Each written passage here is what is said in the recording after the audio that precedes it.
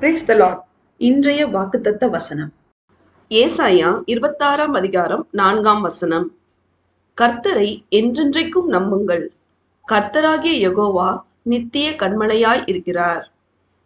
கிறிஸ்துவுக்குள் அன்பானவர்களே, நாம் அனைவரும் கர்த்தராகிய இயேசு கிறிஸ்துவை எப்பொழுதும் எல்லா நேரத்திலும் எந்த சூழ்நிலையிலும் நம்பி ஜீவிக்க வேண்டும். சர்வ சிருஷ்டிகரான கர்த்தராகிய யெகோவா என்னும் உன்னதமானவரே நமக்கு எல்லா நேரத்திலும் நிலையான கன்மலையாய் இருப்பார். கர்த்தரை நம்பி இருக்கிறவர்கள் என்றென்றைக்கும் அசைக்கப்படாமல் நிலைத்திருப்பார்கள். பிரியமானவர்களே, நாம் ஆண்டவராகிய இயேசு கிறிஸ்துவின் மீது விசுவாசம் உள்ளவர்களாய் இருந்து அவருடைய மகா பரிசுத்தமுள்ள நாமத்தை துதித்து மகிமைப்படுத்துவோமாக. தேவன் நம் அனைவரையும் ஆசீர்வதிப்பாராக. ஆமேன்.